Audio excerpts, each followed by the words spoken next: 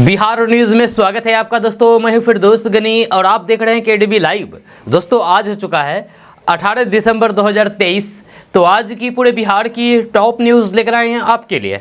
दोस्तों वीडियो शुरू करने से पहले आपको बता दें कि अगर आप नए आए हैं इस चैनल पर तो फिर चैनल को सब्सक्राइब करके बेल आइकन को प्रेस कर दीजिए और साथ ही वीडियो को लाइक कर दीजिए, अपने दोस्तों के साथ शेयर भी कीजिए। तो चलिए शुरू करते हैं आज की पूरे बिहार की टॉप न्यूज। दोस्तों आज बिहार न्यूज की शुरुआत टॉप हेडलाइन के साथ करते हैं। तो बात करते हैं कि 21 दिसंबर को भागलपुर आएंगे आरएसएस प्रमुख मोहन भागवत। लंबी दूरी के बसों के लिए बिहार सरकार ने नई गाइडलाइंस किया है जारी, जाने क्या है नया निर्देश। प्रशांत किशोर की पदयात्रा के लिए भाजपाइयों के जुटने से गरमाई सियासत, क्या बिहार में होगा बड़ा खेला, बीजेपी नेता को देनी पड़ी सफाई। गरीब और अमीर के लिए अलग अलग कानून, डीएमसीएच अस्पताल के शराब पार्टी का वीडियो वायरल, गेस्ट हॉस्टल में छलका जाम। क्या महागठबंधन में सब कुछ ठीक है, भाजपा नेता ने दिया बड़ा बयान, बोले सीएम नीतीश कुमार के साथ तेजस्वी यादव क्यों नहीं साझा कर रहे हैं मंच। कौन है लालू को किडनी देने वाली बेटी रोहिणी आचार्य, जो राजनीति में करने जा रही है धमाकेदार एंट्री। तेजस्वी यादव का दावा फेल, सरकारी अस्पतालों में दवा नहीं जांच भी बंद, प्राइवेट लैब की है चांदी। लड़के ने मंगेतर से मांगा दहेज में 25 लाख रुपए, डिप्रेशन में आकर के लड़की ने सुसाइड नोट लिख करके छोड़ा घर। मेड इन चाइना पर लगा इंडिया का ठप्पा, चीन की लड़की को बिहार के इस शख्स ने बनाया अपनी दुल्हनिया, बोली छठ भी करूंगी। जेडीयू नेता गुलाम रसूल बलियावी की मांग, अल्पसंख्यक समाज से हो डिप्टी सीएम, सत्ता में मिले भागीदारी। अजब बिहार की गजब पुलिस, कार मालिक का कट गया हेलमेट नहीं पहनने का चालान। सोलर पावर से जगमग होगा बिहार, देश का सबसे बड़ा सौर ऊर्जा प्लांट लखीसराय में बिजली। नीतीश कुमार से तेजस्वी यादव ने बनाई दूरी, जाने क्या है पर्दे के पीछे की कहानी। शराब पार्टी मामले को लेकर के सीएम नीतीश कुमार पर हमला हुई बीजेपी, सरकार पर लगाए गंभीर आरोप। बिहार में नकली सोना गिरवी रख करके बैंक से लिया 3 करोड़ का लोन, 82 ग्राहक और गोल्ड वैल्यूअर के खिलाफ एफआईआर दर्ज। दो सीएम का बेटा होने के बाद भी पढ़ाई नहीं की चाहते तो तेजस्वी यादव ने खोले अपने कई राज। तेजस्वी यादव के खिलाड़ियों को सलाह, कहा डिग्री जरूर लीजिए, फर्जी डिग्री लेने वालों पर कसा तंज। बिहार के पूर्व मंत्री ने तेजस्वी यादव से पूछा, क्या हुआ तेरा वादा, वो कसम वो इरादा। बिहार बोर्ड मैट्रिक और इंटर एडमिट कार्ड जल्द होगा जारी, ऐसे करें डाउनलोड, जाने पूरी खबर। कौन थे नदी में साइकिल चलाने वाले बिहार के सैदुल्लाह, दिमाग ऐसा कि अब्दुल कलाम ने भी माना था लोहा। दोस्तों अब बात करेंगे विस्तार से। तो बात करते हैं कि आरएसएस प्रमुख मोहन भागवत 21 दिसंबर की शाम भागलपुर आएंगे, जब 22 को सुबह 9:30 बजे कुप्पा घाट स्थित महर्षि मेसी आश्रम जाएंगे, जब वहां महर्षि मेसी पर बड़ी डॉक्यूमेंट्री फिल्म महर्षि मेसी एक विचार का लुकआउट जारी करेंगे। फिल्म के डायरेक्टर दीपक साह ने बताया है कि 22 दिसंबर को सिर्फ 5 मिनट का वीडियो क्लिप दिखाया जाएगा। उन्होंने बताया है कि ये film our path entertainment private limited द्वारा बनाई जा रही है। दीपक साह ने बताया है कि फिल्म की शूटिंग पूरी हो चुकी है, अब डबिंग और फिर अन्य चीजों का काम चल रहा है। फिल्म का ट्रेलर जनवरी में जारी किए जाने की संभावना है। आपको बता दूं कि सतमत सत्संग महासभा के संस्थापक महर्षि मेसी पर बनी डॉक्यूमेंट्री फिल्म की शूटिंग पूर्णिया जिला स्कूल, पूर्णिया बाजार, अररिया के अलावा भागलपुर के कुप्पा घाट आश्रम और फिर बराड़ी घाट पर हुई है। दोस्तों बिहार सरकार ने बसों के लिए नई गाइडलाइंस जारी की है। अब लंबी दूरी बसों को 2 ड्राइवर रखना अनिवार्य होगा। जहां इसको लेकर के परिवहन विभाग की तरफ से सभी जिलों को निर्देश जारी कर दिया है। इसके तहत 250 किलोमीटर से अधिक दूरी वाले बसों के मालिकों को 2 ड्राइवर रखने होंगे। जहां ऐसा नहीं करने पर संबंधित बस का परमिट रद्द कर दिया जाएगा। विभाग ने यात्रियों की सुरक्षा को ध्यान में रखते हुए यह निर्णय लिया है। दरअसल परिवहन विभाग के अधिकारी ने बताया है कि लंबी दूरी वाले बसों में एक ही ड्राइवर रखने से सुरक्षा को लेकर के बड़ा खतरा बना हुआ रहता है। कई बार ड्राइवर को झपकी आने के बाद बड़ी दुर्घटना हो चुकी है, जहाँ कई लोगों की जानें भी गई है। ऐसे में विभाग ने इस संबंध में तय प्रावधान को और कड़ा करने का फैसला किया है। अब किसी भी सूरत में 2 बस ड्राइवर के बगैर 250 किलोमीटर से अधिक दूरी वाले बसों का परिचालन नहीं किया जाएगा। वहीं परिवहन विभाग ने यह भी नियम बनाया है कि अधिकृत एजेंट से वाहन का टिकट बुकिंग करना होगा, वह भी निर्धारित सरकारी दर पर। जब किसी भी अनाधिकृत एजेंट या फिर व्यक्ति का उपयोग टिकट बुकिंग में किया गया तो फिर बस मालिक पर कार्रवाई होगी। यही नहीं, उनका परमिट रिन्यूअल भी नहीं किया जाएगा। विभाग ने दोबारा से सभी बस मालिकों को बस ड्राइवर, कंडक्टर का नाम, मोबाइल नंबर और परमिट संख्या बस पर लिखने का निर्देश दिया गया है। दोस्तों, प्रशांत किशोर की जन सुराज पद यात्रा दरभंगा जिला से बेगूसराय में पहुंचने वाली है। इसको लेकर के तैयारियां तेज हो गई है। वहीं प्रशांत किशोर की पद यात्रा की तैयारी को लेकर के बखरी के रामपुर स्थित समर्पण विवाह भवन में जन सुराज से संबंधित नेताओं की बैठक शनिवार को हुई। यह यात्रा दिसंबर के आखिरी सप्ताह में संभावित है, जहां बेगूसराय में इसकी शुरुआत बखरी से होगी। इस बैठक की अध्यक्षता भाजपा नेता अनिल कुमार देव ने की है। जहां बैठक में भाजपा नेताओं की उपस्थिति से सियासी माहौल गरमाया हुआ है। इसे लेकर के राजनीति के गलियारों में हलचल तेज होने के बाद खुद भाजपा नेताओं को सामने आकर के इसके लिए सफाई देनी पड़ी। यह कारण है कि इसे प्रदेश की सियासत में बड़ा खेला होने से जोड़कर देखा जा रहा था। इस पर सफाई देते हुए भाजपा के जिला मंत्री अमित कुमार देव ने कहा कि जनसुराज एक विचारधारा है, इसमें कोई भी दलीय प्रतिबद्धता नहीं है। आपको बता दूं कि जनसुराज के सूत्रधार प्रशांत किशोर आए दिन भाजपा को घेरते हुए सुना जा सकता है, जब वे कई बार ये जरूर कहते हैं कि पीएम मोदी ने बिहार की तरक्की के लिए एक भी बैठक नहीं की है। इस बीच ये बैठक राजनीतिक रूप से कई चीजों का संकेत दे रही है। ऐसा अनुमान है कि बिहार में बड़ा खेला हो सकता है, यानी कि भाजपा के बड़े से बड़े लीडर जनसुराज के संपर्क में हैं। ऐसा माना जा रहा है कि भाजपा के ये सभी लीडर जनसुराज का दामन थाम सकते हैं। अगर ऐसा हो गया तो भाजपा को किसी झटके से कम नहीं है। जी हाँ, और वहीं पर जनसुराज के लिए खुशी की खबर है। दोस्तों, बिहार में अगले 5 दिनों तक कनकनी से लोगों को राहत मिलने की उम्मीद नहीं है। जब वहीं बिहार के अधिकांश हिस्सों में सुबह में कोहरा छाया रहेगा, जिससे लोगों को सुबह में और तेज ठंड महसूस होगी। मौसम विज्ञान केंद्र के मुताबिक पटना, भोजपुर, रोहतास, गया, छपरा, मुजफ्फरपुर, दरभंगा, भागलपुर सहित अन्य जिलों के अधिकतम और फिर न्यूनतम तापमान में बदलाव देखने को मिलेगा। दिन में मौसम साफ रहने के बाद रात के तापमान में अधिक ठंड महसूस होगी। अगले 5 दिनों तक मौसम इसी तरह से बना रहेगा। मौसम विज्ञान केंद्र के मुताबिक 18 दिसंबर से दिन के तापमान में, यानी कि आज से दिन के तापमान में गिरावट होने की संभावना है। ऐसे में कनकनी बढ़ सकती है। जहां बिहार में अभी भी पछुआ हवा चल रही है, ऐसे में शाम के बाद अचानक से ठंड और हल्की हवा बढ़ रही है। जब 20 दिसंबर के बाद दिन के तापमान के साथ ही रात के तापमान में गिरावट हो सकती है। जब पिछले 24 घंटे के दौरान सबसे कम न्यूनतम तापमान सबौर का 6.5 डिग्री सेल्सियस रहा, जब वहीं सबसे अधिकतम तापमान खगड़िया का 26 डिग्री सेल्सियस रहा। दोस्तों, के पाठक के एक और नए फरमान से शिक्षकों की टेंशन बढ़ गई है। हम आपको अभी बताएंगे कि के पाठक ने वो कौन से ऐसे फरमान जारी किए हैं जो शिक्षक टेंशन में है। आपको बता दूं कि बिहार में शिक्षा व्यवस्था को दुरुस्त करने में जुटे अपर मुख्य सचिव के पाठक ने एक और नया फरमान जारी कर दिया है।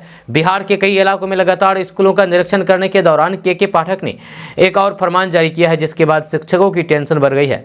जी हाँ, बिहार में शिक्षा विभाग के अपर मुख्य सचिव के पाठक ने नया फरमान जारी करते हुए कहा कि अब स्कूल आने भर से काम नहीं चलेगा। जब शिक्षकों ने अपने क्लास में क्या और कितना पढ़ाया है, इसकी जांच होगी। निर्धारित मानक नहीं होने पर सख्त कार्रवाई होगी। नए फरमान के बाद शिक्षक टेंशन में है। इसके साथ ही के पाठक ने यह निर्देश भी दिया है कि टीचर अब सुबह 9 बजे से शाम 5 बजे तक स्कूलों में रहेंगे और फिर बच्चों को पढ़ाएंगे। या छात्रों की पाठशाला 3:30 बजे तक चलेगी। या इसके बाद शिक्षकों को स्कूल के कमज़ोर छात्रों को स्पेशल ट्यूशन देना होगा, ताकि वे बचे हुए छात्रों की बराबरी कर सके। इसे लेकर के सभी स्कूल में लगातार निरीक्षण भी कर रहे हैं। फिलहाल के पाठक का यह आदेश ठंड के मौसम में शिक्षकों के लिए भारी पड़ता हुआ दिख रहा है। इससे पहले के पाठक ने यह भी फरमान जारी किया है कि शिक्षक अब व्हाट्सएप पर छुट्टी का आदेश नहीं दे सकते हैं। साथ ही सोशल मीडिया पर भी पोस्ट डालने से मना कर दिया गया है। साथ ही शिक्षकों को स्कूल की 15 किलोमीटर के दायरे में ही रहने का निर्देश दिया गया है। दोस्तों, अस्पतालों में गायब मिले डॉक्टर्स, तो अब कार्रवाई होगी। जी हाँ, आपको बता दूं कि सेवानिवृत्त लाभ से पहले चिकित्सकों को लोन चुकाना होगा। स्वास्थ्य विभाग ने अब निर्देश जारी कर दिया है। आपको बता दें कि स्वास्थ्य विभाग ने अब ग्रामीण अस्पतालों की सेवाओं को सुदृढ़ करने के लिए मुख्यालय के अधिकारियों की टीम बनाकर के अस्पतालों का औचक निरीक्षण प्रारंभ किया है। जब विभाग ने टीम को निर्देश दिया है कि यदि कोई भी डॉक्टर इस दौरान अनुपस्थित मिलता है तो फिर उस पर तत्काल कार्रवाई सुनिश्चित करें। स्वास्थ्य विभाग से मिली जानकारी के अनुसार अभी तक सारण और वैशाली जिला के स्वास्थ्य उपकेंद्रों, अतिरिक्त प्राथमिक स्वास्थ्य केंद्रों और फिर सामुदायिक स्वास्थ्य केंद्रों का निरीक्षण किया गया है। जहाँ ग्रामीण अस्पतालों में दवाओं की उपलब्धता, चिकित्सकों और फिर कर्मियों की उपस्थिति सहित भोजन से लेकर के अन्य बिंदुओं की जांच की जा रही है। इस दौरान कोई कमी पाए जाने पर संबंधित अस्पताल प्रबंधक और फिर सिविल सर्जन को आवश्यक कार्रवाई के निर्देश दिए जा रहे हैं। सूत्रों का कहना है कि जांच में कई अस्पतालों में डॉक्टर ड्यूटी से अनुपस्थित पाए गए हैं, जहां उनसे स्पष्टीकरण मांग करके जल्द ही कार्रवाई की जाएगी। सरकारी डॉक्टरों के सेवानिवृत्त यानी कि रिटायर के वक्त उन्हें सेवांत लाभ समय पर नहीं मिलता है, जिसे लेकर के स्वास्थ्य विभाग गंभीर हो गया है। दोस्तों, बिहार में कांग्रेस के प्रदेश अध्यक्ष डॉक्टर अखिलेश सिंह ने प्रधानमंत्री नरेंद्र मोदी पर हमला बोला है। जहां अखिलेश सिंह ने कहा है कि प्रधानमंत्री नरेंद्र मोदी जी छद्म योद्धा है, जहां लंबी लंबी ढींगे हाँकना और फिर उसका प्रचार करना उनकी आदत में शुमार है। पीएम मोदी ने रात के अंधेरे में पाकिस्तान के बालाकोट में किए गए तथा कथित सर्जिकल स्ट्राइक के दौरान पूर्व प्रधानमंत्री इंदिरा गांधी की वीरता की घटिया नकल करने की कोशिश की है। उन्होंने कहा कि इंदिरा गांधी असल योद्धा थी, जिन्होंने 1971 के बांग्लादेश मुक्ति संग्राम में ऐतिहासिक युद्ध के दौरान पाकिस्तान को बांट करके भारत के बंटवारे का बदला लिया। जी हाँ, बिहार कांग्रेस के अध्यक्ष डॉक्टर अखिलेश प्रसाद सिंह ने बांग्लादेश मुक्ति संग्राम के 52वें वर्षगांठ पर सदाकत आश्रम में आयोजित कार्यक्रम को संबोधित करते हुए ये बात कही है। इस अवसर पर 1971 के युद्ध में इंदिरा गांधी के ऐतिहासिक योगदान पर आधारित डॉक्यूमेंट्री का प्रसारण किया गया। यह डॉक्यूमेंट्री में बांग्लादेश मुक्ति संग्राम और इंदिरा गांधी के युद्ध कौशल के विभिन्न आयामों को रेखांकित किया गया है। दोस्तों, बिहार में शराबबंदी कानून लागू है, जहां बिहार के अंदर कहीं भी शराब पीना या फिर इससे जुड़ा हुआ किसी भी तरीके का कोई भी कारोबार करना गैर कानूनी है। इसके बावजूद भी इस कानून के क्या हालात हैं वे किसी से छुपा हुआ नहीं है। जी हाँ, इसी कड़ी में अब एक ताज़ा मामला डीएमसीएच से निकल करके सामने आया है। डीएमसीएच यानी कि Darbhanga medical college and hospital से सामने आ रहा है, जहां पर पेडिकॉन कॉन्फ्रेंस में शराब परोसे जाने की बातें कही जा रही है। इस तस्वीर की आधिकारिक पुष्टि केडीबी लैब तो नहीं करता है। जहां मिली जानकारी के अनुसार उत्तर बिहार के सबसे बड़े अस्पताल Darbhanga medical college and hospital के गेस्ट हाउस में शराब पार्टी का एक वीडियो वायरल हुआ है, जिसमें साफ तौर पर देखा जा सकता है कि शराब और फिर दूसरे जगहों से पेडिकॉन कॉन्फ्रेंस में पहुंचे डॉक्टर शराब पार्टी का लुत्फ उठा रहे हैं। हालांकि इस वायरल वीडियो की पुष्टि हम नहीं करते हैं, ये आपको पहले भी बता दे रहे हैं। इस वायरल वीडियो में गेस्ट हाउस के कमरे में शराब की बोतल, डिब्बा, पेय पदार्थ की बोतल और फिर खाना की सामग्री स्पष्ट रूप से दिखती है। जी हाँ, वही वायरल वीडियो में कुछ डॉक्टर अपना सिर छिपाते हुए दिख रहे हैं, तो फिर वही कोई झोला में मुंह ढकते हुए दिखाई देते हैं। ऐसे में जब वीडियो सोशल मीडिया पर वायरल हुआ तो फिर दरभंगा के वरिष्ठ पुलिस अधीक्षक अवकाश कुमार ने संज्ञान लेते हुए कार्रवाई के निर्देश सदर एसडीपीओ अमित कुमार को दिया है। जब वही निर्देश मिलते ही सदर एसडीपीओ अपने दल बल के साथ डीएमसीएच के गेस्ट हाउस पहुंच करके कार्रवाई शुरू कर दी है। पूरे गेस्ट हाउस की तलाशी लेने पर पुलिस ने गेस्ट हाउस से कुछ शराब की बोतल को जब्त किया है। इसके साथ ही पेडिकॉन कॉन्फ्रेंस के शराब पार्टी में शामिल डॉक्टरों की भी खोजबीन की जा रही है। दोस्तों, क्या महागठबंधन में सब कुछ ठीक है? क्योंकि भाजपा नेता ने बड़ा बयान दिया है। उन्होंने कहा है कि सीएम नीतीश कुमार के साथ आखिर तेजस्वी यादव मंच क्यों नहीं शेयर कर रहे हैं। आपको बता दूं कि वरिष्ठ भाजपा नेता और फिर राज्यसभा सांसद सुशील कुमार मोदी ने कहा कि पिछले 10 दिनों से बिहार में कुछ अनहोनी घटनाएं हो रही है। इनमें मुख्यमंत्री का सरकारी कार्यक्रमों में चुप्पी साध लेना और तेजस्वी का मुख्यमंत्री के साथ कार्यक्रमों का बहिष्कार करना है। तेजस्वी यादव पिछले एक सप्ताह से मुख्यमंत्री के साथ मंच शेयर करने से क्यों कतरा रहे हैं। बहुप्रचारित इन्वेस्टर समिट के कार्यक्रम में मुख्यमंत्री नीतीश कुमार के साथ तेजस्वी यादव मुख्य अतिथि थे। उद्योग विभाग राजद कोटे के मंत्री समीर महासेठ के पास हैं। दोनों दिन में से किसी दिन 1 मिनट के लिए भी वे नहीं गए। हाँ, सम्मेलन के अगले दिन एक आईटी कंपनी के छोटे से कार्यालय के उद्घाटन में अकेले अवश्य गए। जब मोदी ने कहा है कि मुख्यमंत्री इन्वेस्टर समिट में निवेशकों से बिना मिले बिना भाषण दिए चले गए। जी हाँ, पुनौरा धाम सीतामढ़ी में जानकी मंदिर के शिलान्यास कार्यक्रम में भी बिना भाषण दिए हेलीकॉप्टर में बैठ करके उड़ गए।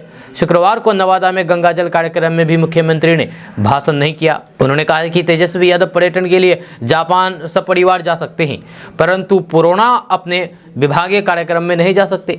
शनिवार को पटना मेडिकल कॉलेज अस्पताल और डबल डेकर सड़क निर्माण के निरीक्षण में भी मुख्यमंत्री के साथ नहीं दिखे। शुक्रवार को नवादा में कार्यक्रम में वे मुख्य अतिथि थे, परंतु वहां भी नहीं नदारत थे। आखिर चल क्या रहा है बिहार में महागठबंधन में? दोस्तों, आखिर कौन है लालू प्रसाद यादव की बेटी जिन्होंने लालू प्रसाद यादव को किडनी दी है, और वह बेटी अब राजनीति में एंट्री करने वाली है, वो भी धमाकेदार, जहां लोकसभा चुनाव लड़ने वाली है। इस बार जो बेटी लालू प्रसाद यादव को किडनी दी है, अब वही बेटी बिहार में लोकसभा का चुनाव लड़ने वाली है। आपको बता दूं कि देश में जैसे जैसे लोकसभा चुनाव 2024 की तारीख नजदीक आती जा रही है, वैसे वैसे राजनीतिक दलों की सक्रियता भी बढ़ रही है। राष्ट्रीय पार्टी के साथ क्षेत्रीय पार्टियां ज्यादा से ज्यादा सीटों पर अपनी जीत दर्ज करने के लिए भी अभी से मैदान में उतर गई है। इस बीच आरजेडी यानी कि राष्ट्रीय जनता दल की ओर से एक बड़ी खबर सामने आ रही है। आरजेडी के अध्यक्ष लालू प्रसाद यादव की एक और संतान राजनीति में धमाकेदार एंट्री करने वाली है। लालू प्रसाद यादव की दूसरी बेटी रोहिणी आचार्य की राजनीति में एंट्री के कयास लगाए जा रहे हैं। यह सोशल मीडिया में एक्टिव रहने वाली रोहिणी हाल ही में अपने ससुर को श्रद्धांजलि देने के लिए बिहार आई थी। इस दौरान कुछ लोगों ने कहा है कि उन्हें काराकाट सीट से लोकसभा चुनाव लड़ना चाहिए। अगर वे सांसद बनेगी तो फिर क्षेत्र का और ज्यादा विकास होगा। हालांकि पहले तो रोहिणी ने मना कर दिया था, लेकिन बाद में उन्होंने कहा कि मैं अपने माता पिता की बात का अनुपालन करती हूँ। अगर काराकाट से लोकसभा चुनाव लड़ना चाहते हैं तो फिर मैं मना नहीं कर सकती हूँ। आपको बता दूं कि लालू प्रसाद यादव के अभी 3 संतान तेज प्रताप यादव, तेजस्वी यादव और मीसा भारती राजनीति में एक्टिव हैं।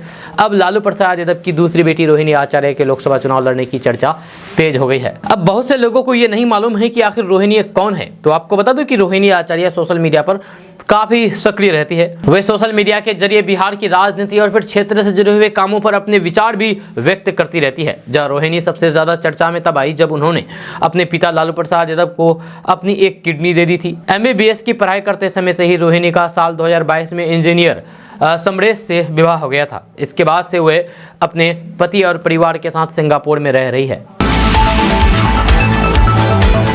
दोस्तों, बिहार में नीतीश की सरकार जल संसाधन सह सूचना और जनसंपर्क मंत्री संजय कुमार झा ने कहा है कि मुख्यमंत्री नीतीश कुमार द्वारा कराए गए जातिगत आर्थिक सर्वे में पता चला है कि बिहार में सभी समुदाय के कुल करीब 94 लाख परिवार गरीब हैं और उनके पास कोई रोजगार नहीं है। जहां उन्होंने कहा कि ऐसी सभी परिवारों को रोजगार के साधन जुटाने के लिए राज्य सरकार द्वारा अगले 5 साल में किस्तों में 2-2 लाख रुपए तक की सहायता दी जाएगी। इस योजना पर एक बड़ी राशि खर्च होगी, इसलिए बिहार को विशेष राज्य का दर्जा देने की मांग की जा रही है। मंत्री संजय झा ने कहा है कि समाज के वंचित तबकों का विकास शुरू से ही मुख्यमंत्री नीतीश कुमार की प्राथमिकता रही है। उन्होंने कहा है कि मुख्यमंत्री नीतीश कुमार ने बिना जातिगत उन्माद पैदा किए महादलित के विकास के लिए कार्य किए हैं, जिसका परिणाम है कि आज राजनीति के साथ समाज के हर क्षेत्र में इनका प्रतिनिधित्व दिख रहा है। नीतीश कुमार के मुख्यमंत्री बनने से पहले राजधानी पटना में भी लड़कियां साइकिल चलाती नहीं दिखती थी। जहां पहले सरकारी स्कूल में ड्रेस का कॉन्सेप्ट भी नहीं था, आज गांव-गांव में लड़कियां स्कूल ड्रेस पहन करके साइकिल से स्कूल जा रही है। जहां मंत्री संजय झा ने बताया है कि मिथिला को कमला नदी के बाढ़ से सुरक्षा दिलाने के लिए जल संसाधन विभाग द्वारा कुल 1400 करोड़ रुपए से अधिक के काम हो रहे हैं। मंत्री संजय झा ने कहा है कि नेपाल सीमा पर स्थित जयनगर में आधुनिक कमला बराज का निर्माण कराया जा रहा है और फिर जयनगर से लेकर के कुशेश्वर स्थान तक दोनों तटबंधों को सुदृढ़ करके उस पर रोड बनाया जा रहा है। इससे कमला नदी के किनारे बसे लाखों लोगों को बाढ़ से राहत मिलने के साथ साथ यातायात का एक वैकल्पिक मार्ग मिल जाएगा। दोस्तों, तेजस्वी यादव का दावा फेल हो गया है। सरकारी अस्पतालों में दवा नहीं, जांच भी बंद, प्राइवेट लैब की चांदी हो रही है। आपको बता दूं कि मुख्यमंत्री नीतीश कुमार और उप मुख्यमंत्री स्वास्थ्य मंत्री तेजस्वी यादव बिहार में दावा करते नहीं थकते हैं कि सरकारी अस्पतालों में सभी प्रकार की दवाएं और फिर मुफ्त जांच की पूरी सुविधाएं मरीजों को दी जा रही है, लेकिन सच्चाई ऐसी नहीं है। सदर अस्पताल से लेकर के उप स्वास्थ्य केंद्रों तक मरीजों को दी जाने वाली दवाएं स्टॉक से गायब है और फिर जाँच भी बंद है। सरकार की एजेंसी BMSIC ICL से सभी दवाएं नहीं आने के कारण सरकारी अस्पतालों में मरीज परेशान हैं। उन्हें आधी दवाएं बाजार से खरीदनी पड़ रही है। स्वास्थ्य विभाग के निर्देश पर सरकारी अस्पतालों में दवा उपलब्ध रखने के लिए एक सूची बनाई गई है, लेकिन किसी भी अस्पताल में इसके अनुसार दवा मरीजों को नहीं मिल रहे हैं। जब बिहार के बड़े अस्पताल श्री कृष्ण मेडिकल कॉलेज के हॉस्पिटल में भी सरकारी सूची के अनुसार पूरी दवा नहीं है।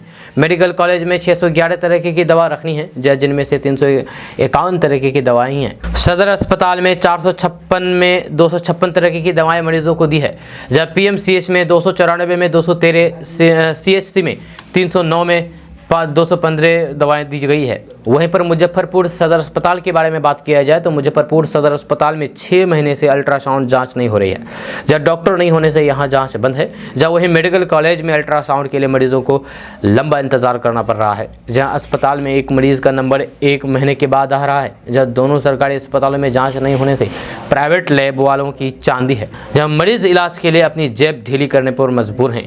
जब सरकारी अस्पतालों में दवा के साथ मरीजों की सभी तरीके की जांच भी नहीं हो रही है। जब मुजफ्फरपुर सदर अस्पताल के पैथोलॉजी में यूरिन और कालाजार की जांच नहीं हो रही है, जब किट नहीं होने से ये जांच बंद है। मेडिकल कॉलेज से CBC की जांच नहीं हो रही है। मेडिसिन विभाग में इको जांच की मशीन है, जहां इसके अलावा सदर अस्पताल में बायोप्सी जांच बंद है।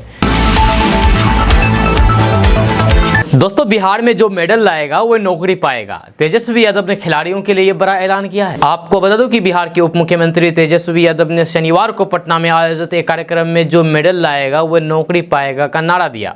उन्होंने कहा है कि बिहार को खेल के विषय में अधिक से अधिक विकास करना है और फिर बच्चों को सिर्फ पढ़ाई लिखाई नहीं बल्कि खेल कूद पर भी ध्यान देना है। जब हम लोगों ने पॉलिसी लाई है जिससे बिहार में लोग मेडल ला करके इंस्पेक्टर और BDO बन रहे हैं। जब पाटलिपुत्र स्पोर्ट कॉम्प्लेक्स परिसर में एक निजी स्कूल के वार्षिक खेलकूद समारोह को संबोधित करते हुए तेजस्वी यादव ने अपनी डिग्री को लेकर भी बयान दिया है। उन्होंने कहा है कि हमारे पास जाली डिग्री नहीं है, हम तो 2 CM के बेटे हैं, चाहते तो डिग्री मिल ही जाता, लेकिन हमने ईमानदारी से काम किया बिना किसी का नाम लिए। उन्होंने कहा कि बहुत से लोगों के पास जाली डिग्रियां हैं, हमने नहीं लिया। हम पढ़ाई में अच्छे थे लेकिन डिग्री नहीं ले पाए, जब बच्चों को डिग्री लेना ही चाहिए।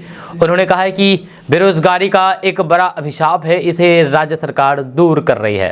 तेजस्वी यादव ने अभिभावकों से कहा है कि अब पुराना जमाना नहीं है जहां कहते थे कि पढ़ोगे लिखोगे तो बनोगे नवाब, खेलोगे कूदोगे तो बनोगे खराब।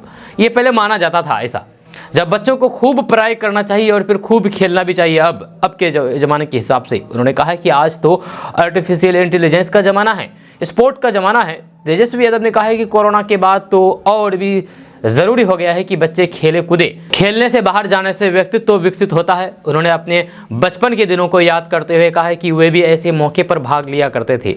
जब छात्र से कहा कि जो पीछे रह गए वह अपने को फेल नहीं समझे, उन्हें यह समझना चाहिए कि वे सक्सेस की प्रक्रिया में शामिल हो चुके हैं। तेजस्वी यादव ने कहा है कि बिहार को खेल के विषय में अधिक से अधिक विकास करें, जो मेडल लाएगा वह नौकरी पाएगा, ये नीति बनाई है। जब बेरोजगारी बहुत है, डिग्री है पर नौकरी नहीं है, बेरोजगारी सबसे बड़ी बाधा है। जब हम लोगों ने पॉलिसी लाई है और फिर उसकी शुरुआत की है, जब नौकरी मिल रही है, खेल कूद का माहौल सभी स्कूलों में दिखनी चाहिए, खास करके ग्रामीण स्कूलों में। सरकार ने 1 लाख से अधिक के शिक्षकों की नियुक्ति एक दिन में की है, ये देश के किसी भी राज्य में नहीं हुआ है। दोस्तों, बड़े हिंदुत्ववादी नेता और अपने जहरीली बोल से मशहूर गिरिराज सिंह ने एक बार फिर से जहर उगला है, जहरीली बोली है। उन्होंने कहा है कि हिंदुओं को साजिश के तहत हलाल खाना खिलाया जा रहा है और उसका धर्म भ्रष्ट हो रहा है। आपको बता दूं कि केंद्रीय मंत्री गिरिराज सिंह अपने तीखे बयानों से हमेशा सुर्खियों में बने रहते हैं, जब वे अक्सर विवादित बयानबाजी करते रहते हैं। जब एक बार फिर से उन्होंने हलाल मामले पर बड़ा बयान दिया है। उन्होंने आरोप लगाया है कि हिंदुओं को साजिश के तहत हलाल का मीट खिलाया जा रहा है और उनका धर्म भ्रष्ट किया जा रहा है। बेगूसराय के बीजेपी सांसद गिरिराज सिंह ने हिंदुओं से अपील की है कि जो भी हिंदू मीट खाते हैं वे झटका मीट खाएं। जब मंत्री ने कहा है कि वे खुद भी झटका मीट खाते हैं। जब इसके साथ ही उन्होंने कहा है कि इन दिनों मंदिरों में बलि प्रथा पर रोक लगाने की साजिश की जा रही है, जबकि ये बलि प्रथा हिंदू धर्म का अहम हिस्सा है। इसके साथ ही गिरिराज सिंह ने कुर्बानी पर भी सवाल उठाए हैं। मंत्री ने कहा है कि अगर हिंदू के द्वारा दी जा रही बलि अगर बलि है तो फिर मुसलमान जो बकरे की कुर्बानी करते हैं वह उस पर भी रोक लगनी चाहिए या सरकार को इस पर रोक लगानी चाहिए। उन्होंने बिहार की नीतीश सरकार पर निशाना साधते हुए कहा कि वोट की राजनीति करने वाली सरकार ऐसा नहीं कर सकती। गिरिराज सिंह यहीं पर नहीं रुके, उन्होंने ये भी कहा है कि कोई भी मुसलमान हिंदुओं के घर बना मीट नहीं खाएगा, लेकिन हिंदू लोग उनके घर बना हलाल मीट खा लेते हैं, जिससे हिंदुओं का धर्म भ्रष्ट हो रहा है। उन्होंने कहा है कि राज्य की नीतीश सरकार को इन बातों से कोई भी फर्क नहीं पड़ता, या उन्हें बस अपने वोट बैंक से मतलब है। उन्होंने सड़क किनारे मीट काटने पर भी एतराज जताया है। मंत्री ने कहा है कि सड़क किनारे मीट काटने से आसपास गंदगी फैलती है, इससे साफ सफाई पर भी असर पड़ता है। ऐसे में सड़क किनारे खुले में मीट काटने पर बैन लगना चाहिए। आपको बता दूं कि ये कोई पहला मौका नहीं है जब गिरिराज सिंह ने हलाल मामले पर बयान दिया है। इससे पहले भी वे कई सवाल उठा चुके हैं। कुछ दिन पहले ही उन्होंने हलाल सामान को बैन करने की मांग की थी। दोस्तों, लड़के ने मंगेतर से दहेज में 25 लाख रुपए मांग लिए। जी हाँ, डिप्रेशन में आकर के लड़की ने सुसाइड नोट लिख करके घर छोड़ दिया। आपको बता दें कि बिहार के जमुई में लड़के ने अपनी मंगेतर से दहेज की डिमांड कर दी। उसने धमकी में यह भी कहा है कि अगर 25 लाख रुपए नहीं दिए तो फिर शादी भी नहीं होगी। ये सुनते ही लड़की नाराज हो गई और फिर उसने लड़के के नाम एक सुसाइड नोट छोड़ करके घर से निकल गई। हालांकि परिवार वालों द्वारा लड़की की काफ़ी खोजबीन की गई। जी हाँ, जब लड़की का कुछ भी अता पता नहीं चला तो फिर परिवार वाले DIG को एक आवेदन देकर के लड़की की बरामदगी का गुहार लगाया है। मामला टाउन थाना क्षेत्र का है। बताया जाता है कि टाउन थाना क्षेत्र में एक लड़की की शादी बिहार शरीफ में तय हुई थी, जब दोनों में मोबाइल से बातचीत भी होने लगी थी। जब तभी लड़के ने अपने मंगेतर से मोबाइल पर दहेज में 25 लाख रुपए की डिमांड कर दी। जब उसने ये भी कहा कि रुपए नहीं मिलने पर शादी नहीं करेगा। जब इस बात से नाराज लड़की गुरुवार की रात सुसाइड नोट लिख करके अपने घर से निकल गई। दोस्तों, बिहार के मुख्यमंत्री नीतीश कुमार की उत्तर प्रदेश से लोकसभा चुनाव लड़ने की अटकलें तेज चल रही है। जी हाँ, खास बात यह है कि JDU ने यूपी से ही नीतीश के चुनाव प्रचार अभियान की शुरुआत का प्लान बनाया है। जहाँ राजनीतिक गलियारों में चर्चा है कि बिहार के मुख्यमंत्री नीतीश कुमार प्रयागराज के फूलपुर या फिर यूपी की किसी भी अन्य सीट से चुनावी मैदान में उतर सकते हैं। हालांकि अभी तक नीतीश या फिर JDU की ओर से पुष्टि नहीं की गई है, मगर अंदर खाने से इसकी तैयारियों में पार्टी के नेता जुट गए हैं। बताया जा रहा है कि इसका अंतिम फैसला पटना नहीं बल्कि दिल्ली से होने वाला है। यह नीतीश के यूपी से चुनाव लड़ने के मुद्दे पर इसी महीने चर्चा संभव है। यह दरअसल बिहार में जातिगत गणना और फिर आरक्षण का दायरा बढ़ाए जाने के बाद से JDU नेताओं का जोश बढ़ गया है। यह पार्टी नेताओं का कहना है कि नीतीश कुमार की देश के अन्य राज्यों में लोकप्रियता बढ़ी है। यही कारण है कि उन्हें दूसरे राज्यों से बुलावा आ रहे हैं और फिर नीतीश वहां रैली भी करेंगे। इसकी शुरुआत उत्तर प्रदेश में होने वाली है। हालांकि नीतीश कुमार की यूपी के किसी भी सीट से चुनाव लड़ने के मुद्दे पर करीबी नेताओं ने फिलहाल कुछ भी स्पष्ट नहीं कहा है। मगर उत्तर प्रदेश इकाई के नेता और स्थानीय कार्यकर्ता लगातार नीतीश कुमार को अपने यहां से चुनाव लड़ाने की मांग कर चुके हैं। आपको बता दें कि बिहार मुख्यमंत्री नीतीश कुमार ने 2004 से लोकसभा या फिर विधानसभा का चुनाव नहीं लड़ा है। जब मुख्यमंत्री नीतीश कुमार आगामी लोकसभा चुनाव लड़ेंगे या नहीं, अगर वे चुनाव लड़ेंगे तो फिर किस सीट से मैदान में उतरेंगे, ये सवाल बिहार के सियासी गलियारों में अक्सर पूछे जा रहे हैं। अब जब लोकसभा चुनाव में ज़्यादा वक्त नहीं बचा है तो ऐसे में इन सवालों का जवाब भी धीरे धीरे स्पष्ट हो जाएगा। जब वैसे तो JDU के शीर्ष नेता अक्सर कहते नजर आते हैं कि चुनाव लड़ना या नहीं लड़ना इनका फैसला खुद नीतीश कुमार ही पटना में करेंगे, मगर कयास लगाए जा रहे हैं कि इस पर निर्णय पटना नहीं बल्कि दिल्ली में हो सकता है।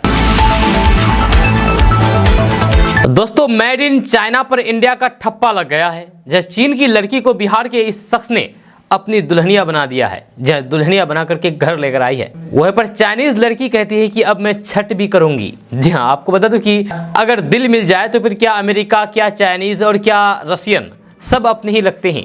इस बात को सही साबित करते हुए शादी का वीडियो सोशल मीडिया पर खूब वायरल हो रहा है, जिसमें एक बिहार के लड़के ने चाइनीज लड़की से शादी रचा ली है। यह वीडियो में लड़की शादी के बाद बहुत ही खुश दिख रही है और बोल रही है कि वह अब छठ पूजा भी करेगी। वीडियो में जब उससे छठ पूजा के बारे में पूछा गया तो उसने बताया है कि छठ में गंगा जी के अंदर खड़े होकर के सनराइज होने का इंतजार करते हैं। आपको बता दूं कि ये मामला बिहार के खगड़िया जिला का है, जहां राजीव कुमार नाम के शख्स ने चीन की लुई डेन से शादी कर ली। जब 12 दिसंबर को उसने शादी हिंदू रीति रिवाज से की है, जहां दोनों ने अग्नि को साक्षी मान करके 7 फेरे लिए। राजीव कुमार पिछले 10 साल से चीन में रह रहे हैं, जहां वहां पर उनके परिवार का बिजनेस भी है। यह राजीव चाइनीज लड़की लुई डेन से यूनिवर्सिटी में पढ़ाई के दौरान मिले थे। यहाँ पर Rajiv language literature and cultural study of Chinese से चाइना से मास्टर की डिग्री हासिल कर रहे थे। जब उसी यूनिवर्सिटी में लुई डेन भी अपना बैचलर कंप्लीट कर रही थी। जब पढ़ाई के दौरान ही दोनों को एक दूसरे से प्यार हुआ।